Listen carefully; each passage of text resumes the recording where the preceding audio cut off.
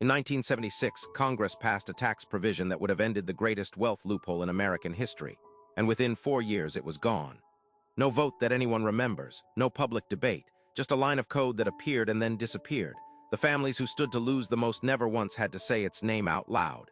By the end of this, you'll understand who removed it and what it has cost every working American every single year since. The year matters. 1976. The country had just survived Watergate. Trust in institutions was at a historic low. Congress, for once, was in a reform mood.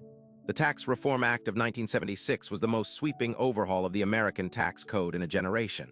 Thousands of pages, dozens of changes, but buried inside it was a single provision, Section 1023, that rewrote the rules of inherited wealth in a way that had never been attempted before. It targeted something called the stepped-up basis. Most people have never heard that phrase. The banks and law firms that serve the ultra-wealthy know it by heart. Here is what stepped-up basis means. When you buy a stock for $10,000 and it grows to $1 million by the time you die, your heirs inherit it at the $1 million value. The gain, $990,000, is never taxed, not once. The IRS calls this a step-up in basis. In plain language, it means that if your family is wealthy enough to hold assets across generations, those assets can accumulate gains for decades and the tax bill simply resets to zero at death. Section 1023 ended that. It replaced the stepped-up basis with what was called carryover basis. Heirs would inherit the original purchase price, the full gain, the full tax liability. Economists estimated that the wealthiest 2% of estates would lose hundreds of billions in protected gains over the following decade. That was the threat. The law said it would take effect in 1977. Congress moved it to 1980. Then it moved again. And in 1981, the Economic Recovery Tax Act removed it entirely, quietly, as a technical correction. The official story was that the provision was too complicated to implement, too many records. Too hard to track original purchase prices on assets held for 30 or 40 years. The IRS itself said it wasn't ready. That sounds reasonable, until you look at who testified against it. The American Bankers Association, the trust departments of the largest financial institutions in the country, firms that existed specifically to hold and transfer generational wealth. They did not argue it was complicated. They argued it was wrong.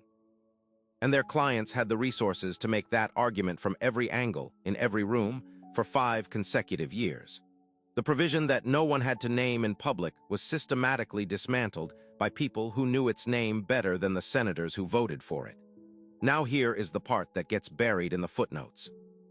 In 1976, the same year the carryover basis provision passed, Congress also raised the estate tax unified credit, meaning fewer estates would face taxation at all.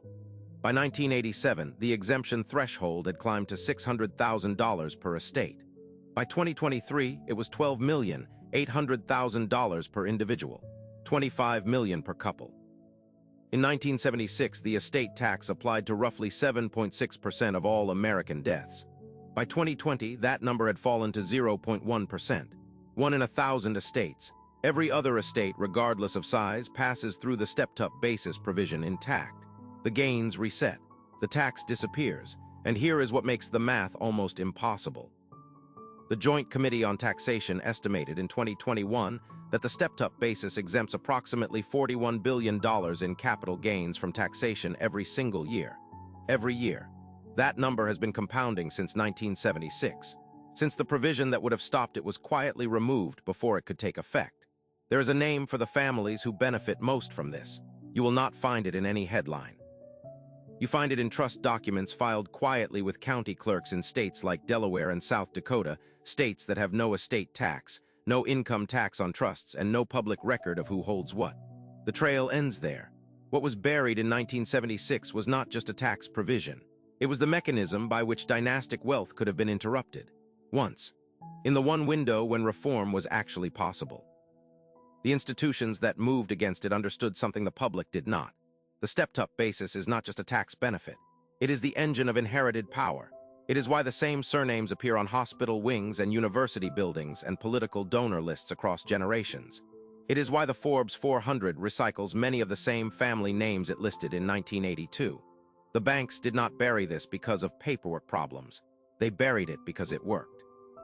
Because for the first time, legislation had threatened to count what they had spent a century making uncountable. The carryover basis provision of 1976 has never been revived.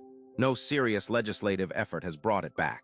In 50 years, not one bill has made it to a floor vote. So here is the question that stays with me.